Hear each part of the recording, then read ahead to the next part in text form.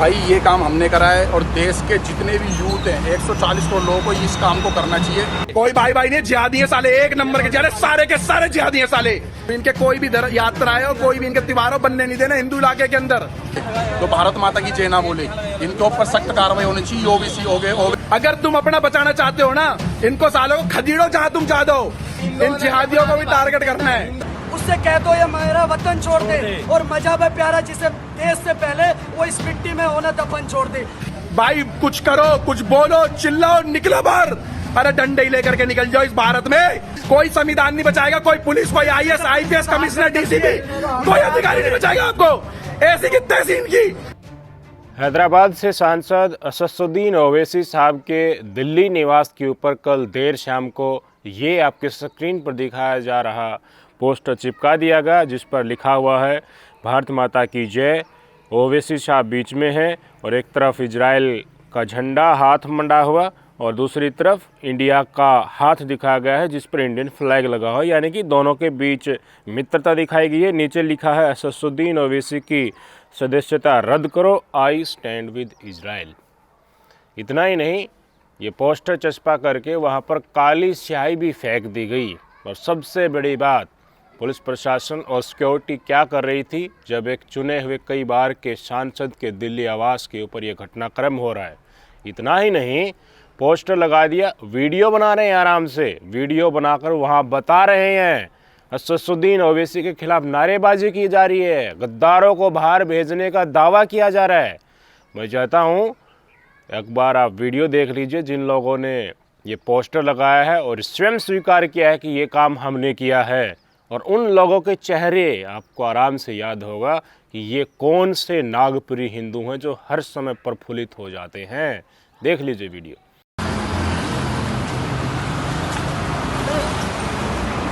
भाई ये काम हमने करा है और देश के जितने भी यूथ हैं 140 करोड़ लोगों को इस काम को करना चाहिए। देश में हमें एमएलए, एमपी, पार्षद ये सब ऐसे नीचे नेता है तो भारत माता की जय ना बोले, इनके ऊपर सख्त कार्रवाई होनी चाहिए। ओबीसी हो गए, ओवैसी के मन छोड़ दे, उससे कह दो ये मेरा वतन छोड़ दे, और मजहब है प्यारा जिसे देश से पहले वो इस मिट्टी में होना दफन छोड़ दे। भारत माता की जय, भारत माता की जय, जय श्री राम, जय श्री राम, जय श्री राम, जय श्री राम, जयकारा पीर बजरंगी, हर हर महादेव। वीडियो देख लिया आपने। पुलिस प्रशासन बाद में पहुंचा, पीसीआर कॉल किए गए, सिक्योरिटी को लेकर बड़े क्वेश्चन यहाँ पर अब खड़े किए जा रहे हैं। जब एक मुस्लिम सांसद के घर पर नागपुरी हिंदू पहुंचकर तांडव कर सकते हैं तो उसके घर में भी घुस सकते हैं। कल को वो गाड़ी से आ रहा है तो उसके ऊपर भी हमला हो सकता है। अब कई बार के सांसद के घर के आगे वीडियो बना रहे हैं, पोस्टर चस्पा कर रहे हैं, काली स्याही फेंक रहे हैं, चैलेंज कर रहे हैं, दफन यहाँ नहीं होना है इस मिट्टी में, ये कहकर उनसे उनकी देशभक्ति का सर्टिफिकेट मांगकर उनके ऊपर गद्दारी का टैग चिपका रहे हैं। तो मुझे बताइए, मुस्लिम सांसद तो और भी हैं। कल को उन्होंने अपनी आवाम की आवाज़ उठा दी, माइनॉरिटी के ऊपर हो रहे अत्याचार को उठा दिया, और कहीं दुनिया के किसी भी पटल पर अगर नरसंहार हो रहा है उसके पक्ष में बोल दिया तो कुछ भी हो सकता है। ये नतीजे किस लिए आ रहे हैं? इसलिए आ रहे हैं कि जो नफ़रत के बाज़ार में मोहब्बत की दुकान खोलने वाले थे उन्होंने चुप्पी साध रखी है। पता नहीं क्या सांप सूंघ गया है इलेक्शन लड़ते ही। तो चुनाव के समय तो बड़ी नफरत याद आती थी इनको, लेकिन अब नहीं आएगी। जब इसी संसद भवन के अंदर मुस्लिम समुदाय के सांसद को कटुआ, भड़वा, आतंकवादी, चल बाहर तुझे देखता हूँ, तो ये कहा गया तो लोकसभा स्पीकर ने चुप्पी साध ली, उस व्यक्ति के ऊपर कोई एक्शन नहीं लिया। इसी शपथ ग्रहण समारोह में कांग्रेस के जो श्रीनगर से एमपी जीत कर आए हैं, उन्होंने कहा था ना कि अगर यहाँ पर संसद के अंदर आतंकवादी किसी मुस्लिम समुदाय के सांसद को कहा जा सकता है तो कल को उसको रोड के ऊपर भी कहा जा सकता है, और हो गया। उनके सरकारी निवास के आगे ही पोस्टर चस्पा दिया। ऑफिशियल तौर पर तो भारत सरकार फिलिस्तीन के साथ खड़ी है और ये लगा रहे हैं पोस्टर कि आई स्टैंड विद इजराइल, हम इजराइल के साथ स्टैंड करते हैं, भारत भी इजराइल के साथ स्टैंड करता है। ओवैसी साहब की सदस्यता रद्द करने की मांग की जा रही है। ये क्रियाक्रम इसलिए हुआ क्योंकि भारतीय जनता पार्टी को दिल्ली पुलिस की नाक के नीचे उसके चारों तरफ 2 SO बैठे हुए हैं, और करनैल सिंह जैसा भाजपा का दना सा नेता कहता है कि 48 घंटे दे रहा हूँ, 1 मिनट भी ऊपर हो गए तो अपने लड़कों के हाथ में तलवार पकड़ा दूंगा और सारे 1.5-2 लाख मुसलमान संगम विहार में जितने भी मैं सबको कटवा दूंगा। इसलिए हो रहे हैं कि नफरतवाद संगठन हिंदू का चोला ओढ़ करके जो आरोपी और अपराधी हिंदू समुदाय से होते हैं उनको बचाने के लिए उन्हीं संगठनों से होते हैं, तांडव करते हैं, आम हिंदुओं को बरगलाकर अपने साथ रोड के ऊपर लेकर आते हैं, मुसलमानों के खिलाफ नफरत परोसी जाती है, माहौल बनाया जाता है, बीजेपी के लिए वोट बैंक तैयार करके दरी बिछाई जाती है। ये इसलिए हो रहा है कि सत्ताधारी पार्टियों का बुलडोजर अगर आरोपी मुसलमान है घर को ढहाने के लिए तैयार खड़ा रहता है, ढा भी दिया जाता है और आरोपी के ऊपर रासुका भी लगा दिया जाता है और वहाँ के मुख्यमंत्री की घोषणा करते हैं। इसलिए हो रहा है कि लोकसभा चुनाव के अंदर प्रधानमंत्री मोदी, गृह मंत्री अमित शाह, योगी आदित्यनाथ, नवनीत राणा, टी राजा सिंह जैसे लोगों ने खुलेआम नफरत परोसी और चुनाव आयोग आंख मूंद कर देखता रहा। उसके नतीजे आज हमें भुगतने पड़ रहे हैं। नागपुरी हिंदू समझते हैं कि ऊपर वालों ने खुली छूट दे रखी है, नफरत सत्ता संरक्षित है, हमारा कुछ नहीं पड़ेगा, ऐसे ही नफरत फैलाते रहो। इसलिए आईटी सेल तक तो अब तक सीमित है, अब ये रोड के ऊपर आगे मुस्लिम समुदाय के सांसद के घर तक पहुंच गए। कल उनका कत्ल कर दें सरेआम रोड के बीच में और भारत माता की जय के नारे लगाएं और कहें कि ये गद्दार था, ये तो हो ही जाना चाहिए था, तो कोई आश्चर्य मत करना। डेफिनेटली इस देश में माहौल नागपुरी हिंदुओं ने और नफरत का संरक्षण करने वाली भारतीय जनता पार्टी ने बना दिया है। इस देश में कुछ भी हो सकता है।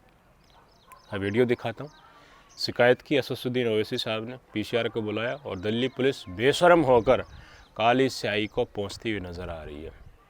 बहुत कुछ दिखाता है ये कि समय पर सजग रहते और यहीं दिल्ली पुलिस करनाल सिंह के दोनों तरफ बैठकर एसएचओ की वर्दी में चुप न रहती कि 48 घंटे के बाद मुसलमानों को काट दूंगा, सारे जितने भी यहाँ पे हैं मैं नहीं सुनूंगा, सजग रहती। सुप्रीम कोर्ट की गाइडलाइंस हैं कि हेट स्पीच के ऊपर स्वतः संज्ञान लेकर कार्रवाई करने हैं, कानून को याद रखती, संविधान को आजमाती, तो ये काम न होता और इतनी बेशर्मी के साथ इस काली स्याही को आज पहुँचना ना पड़ता। वीडियो देख लीजिए।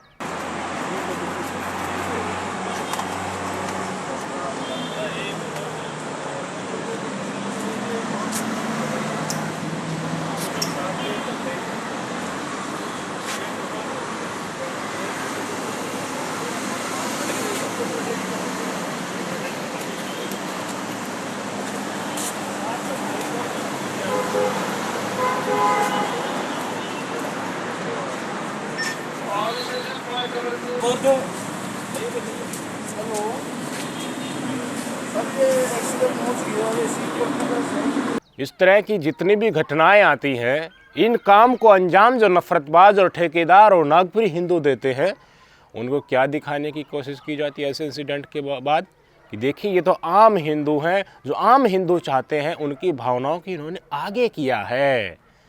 आपकी स्क्रीन पर देख लीजिए जिन घटनाक्रम को अंजाम देने में, तो ये तो हैं विजय कट्टर हिंदू और ये है विनोद शर्मा या विनोद आज़ाद।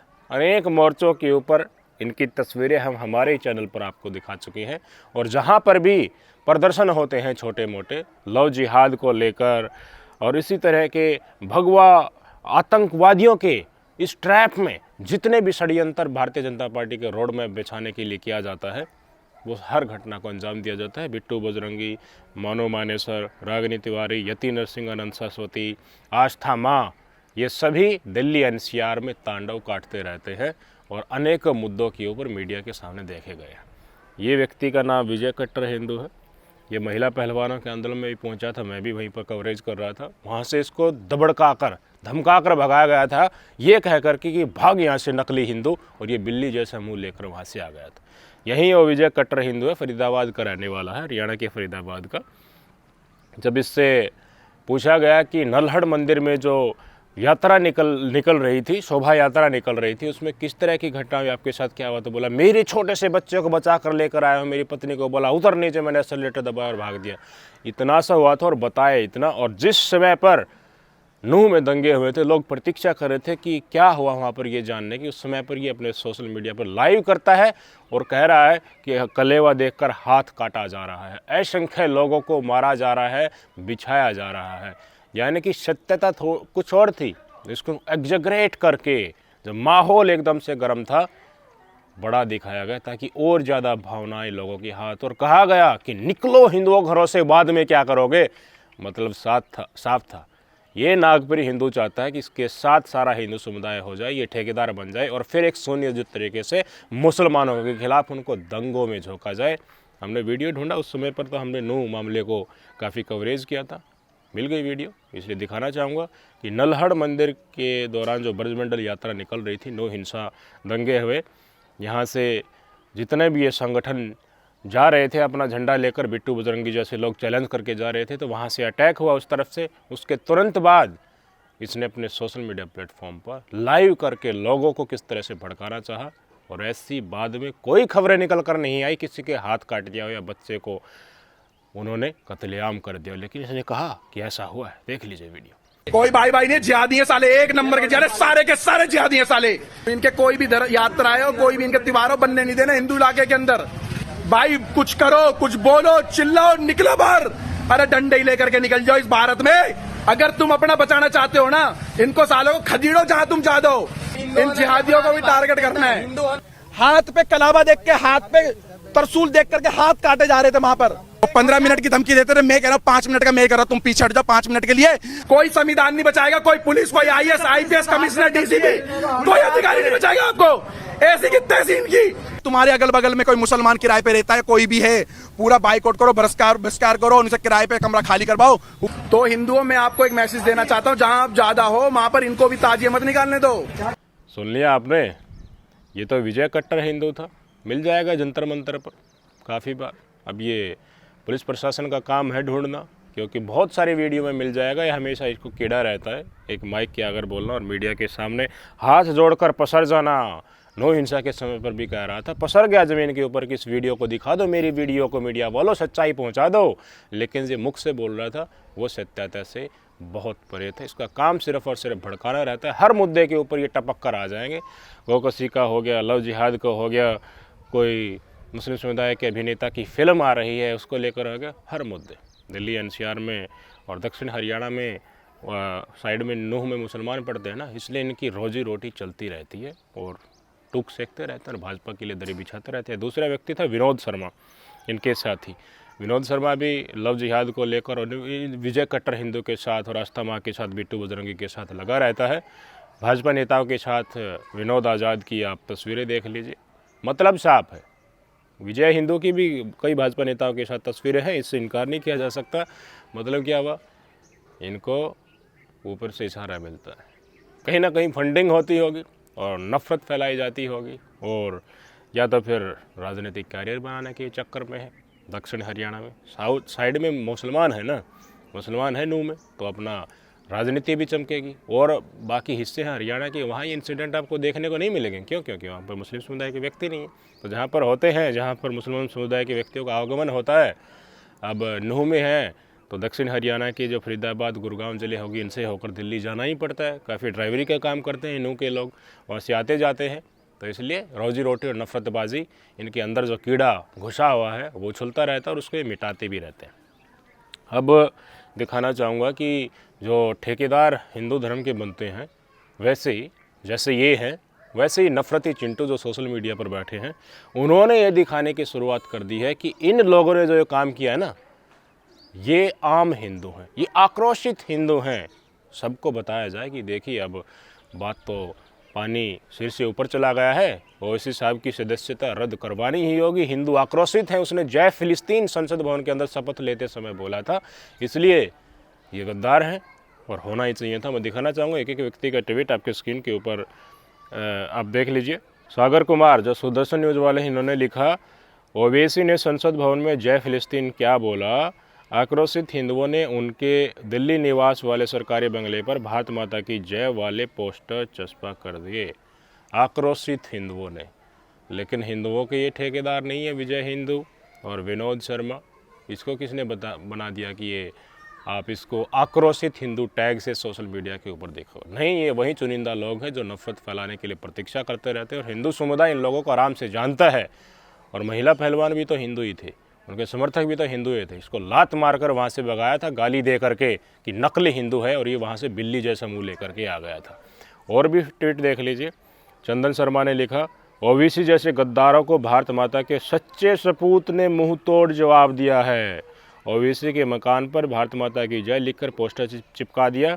ओवैसी के जय फिलिस्तीन बोलने से नाराज़ है। जियो हिंदू शेर जियो, जियो हिंदू शेर जियो। हिंदू शेर इनको कहा जा रहा है जो समाज में नफरत परोसता है, विघटनता पैदा करता है।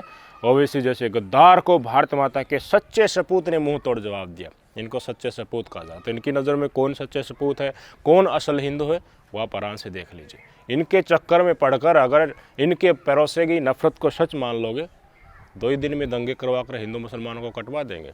और ऊपर से जिस तरह डायरेक्शन मिलती हैं वो काम कंटिन्यू रहेगा। समझना चाहिए मुद्दा क्या था। ओवैसी साहब ने शपथ लेने के बाद बोला था जय फिलिस्तीन। उसी के बाद यही नफरतबाज और ठेकेदार सोशल मीडिया पर ओवैसी साहब को गद्दार कहने लगे थे, उनको फिलिस्तीन भेजने की मांग कर रहे थे, हमास के साथ लड़कर फिलिस्तीन की सुरक्षा करने के लिए डिमांड कर रहे थे। सदस्यता कैंसिल कराने के लिए अभियान चलाया जा रहा था और कई लोग बाहर निकल कर आ रहे हैं और भारतीय जनता पार्टी से जुड़े हुए लोग इसमें प्रमुखता से इनके साथ होते हैं। ये घटना इसलिए आई क्योंकि समय पर नहीं रोका गया, इस नफ़रत को फैलने दिया गया। सारे नफरतबाज टूट पड़े। दिखाना चाहूँगा टी राजा सिंह को तो आप जानते ही होंगे ना। राजा सिंह ने बड़ा ही बेशर्मी भरा बयान दिया है और आम लोगों के बीच में, जनसभा के बीच में नफरत परोसी है। आम समय पर तो आप देखते हो ना, ओवैसी साहब को टी राजा सिंह कहता है कि मेरा छोटे वाला साला, बड़े वाला साला। अकबर ओवैसी और असदुद्दीन ओवैसी को लेकर ये इन शब्दों को संबोधित करते रहते हैं। लोकसभा चुनाव के दौरान भी खूब नफरत परोसेगी, अब वो धरातल के ऊपर आ रही है। और जब रिसेंट में इस तरह का इंसिडेंट आता है तो ओवैसी साहब को भी थोड़ा सचेत रहना चाहिए था जय फिलिस्तीन बोलने से।